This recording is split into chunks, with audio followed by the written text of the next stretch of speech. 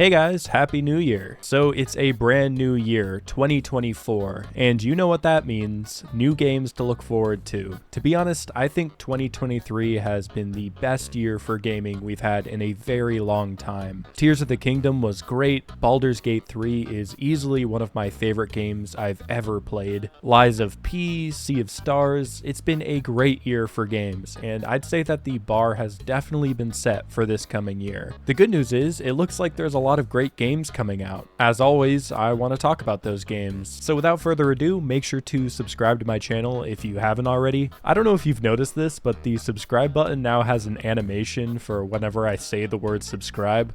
Kind of weird. Okay, this is in no particular order, starting with Silksong. Now I know what you're thinking, Silksong isn't confirmed yet for this year, but please just give me this one. I think there are a lot of people who would say that Silksong is their most anticipated game of any year. I played Hollow Knight back in 2020 and it easily became one of my top 3 games of all time, so just the fact that we're getting a sequel is really exciting. It's been a rocky journey for fans of this game. Silksong was announced over 4 years ago, and since then we've only gotten one trailer about a year ago, so there's not a lot to go off of. However, if you've played Hollow Knight, you know this game is going to be good, regardless of how long it takes. I say keep working on it until it's ready. It's tough, but I can wait. Still, I think Silksong will definitely come out this year, and I'm going to go into a little cave and play it for 100 hours. Next up, another game that doesn't have a release date, but it'll definitely come out this year, the Elden Ring DLC. I know this isn't technically a full game, but with how long From Software has taken with making it and how big Elden Ring is, I think we're in for something really special. I've been debating with myself what my favorite Soulsborne game is, and just from the amount of time I spent playing Elden Ring last year, I think it might take it. I don't know, Dark Souls Remastered still holds a very special place in my heart, but Elden Ring is just so good, dude. When Shadow of the Erdetree comes out, I really hope that it lives up to the standards set by the rest of the game. I want to see brand new areas to explore and hopefully a bunch of new bosses to fight. The only thing that's been holding me back from calling Elden Ring my favorite Soulsborne game has really been the bosses. There are some highlights like Godfrey, but so many others kind of blend together that they don't stand out to me quite like Dark Souls or Bloodborne bosses. I don't know if that's a hot take, but I'm really hoping we get some good ones in the DLC.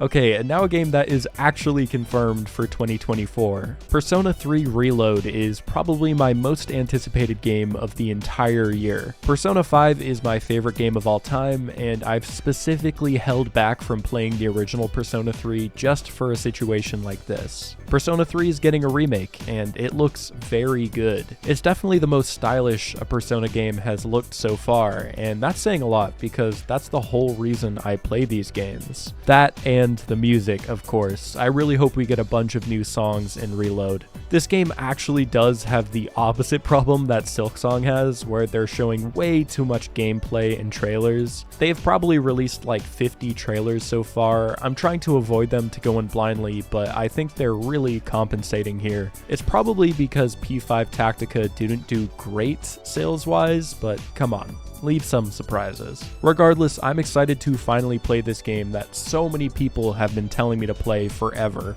And next up is Yakuza Like a Dragon Infinite Wealth. This might have ended up being my most anticipated game of the year if it wasn't for the fact that I'm not even caught up in the series. Infinite Wealth takes place in Hawaii, which is very exciting because we've only ever seen Japan in Yakuza, so getting a new map with new scenery will be very cool. I haven't tried the Like a Dragon turn-based combat yet, but from what I've seen in trailers, it looks really fun and flashy. I'm most excited to see what minigames they add. It really seems like RGG has upped their game in this department recently, so I can't wait to see it all. It'll still probably take me a little while until I'm fully caught up on the series to the point where I can actually play this game, but I'm taking my time and really enjoying it. I posted a Yakuza tier list on my channel recently if you want to check that out, but I also have been wanting to give each of these games their own videos to go into more detail, so maybe I'll do that this year. So here's one that I'm still on the fence about. Star Wars Outlaws is coming out in 2024. I feel like I have an abusive relationship with Star Wars. I always get excited for a new project, and then I usually end up pretty disappointed. Star Wars is in a weird place. I could take a whole video talking about it, but Star Wars gaming is even weirder. The Battlefront games are great, but still not as good as the early 2000s games. The new LEGO Star Wars was fun, but all LEGO games are fun. I wasn't crazy about the Fallen Order games. The first one was different and exciting, but I didn't really care to go back for Survivor. I guess I just hope that Outlaws is different from anything we've seen before. Unfortunately, it looks like it'll take place during the same era as the original trilogy. I feel like they could have gone back or forward in time if they really wanted to mix things up, but I think they're just playing it safe. It's a weird time in my life where I don't know if I'm a Star Wars fan or not. I know I was, but recent movies and shows have really turned me off. I guess we'll see though. The flying looks pretty fun. I just gotta keep my expectations in check. Final Fantasy VII Rebirth, the long-awaited sequel to FF7 Remake.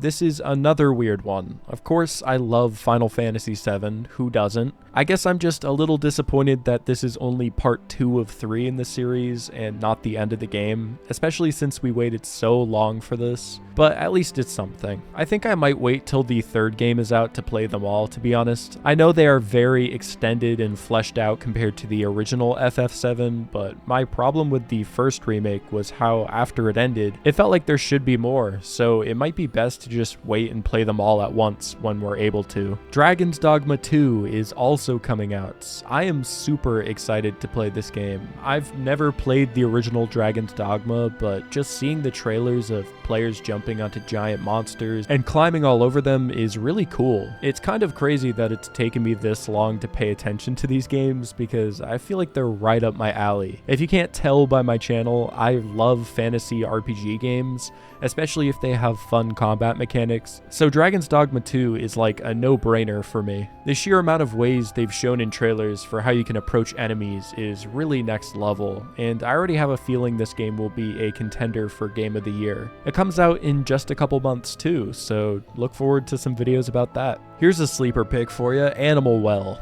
It's the game that Donkey is publishing.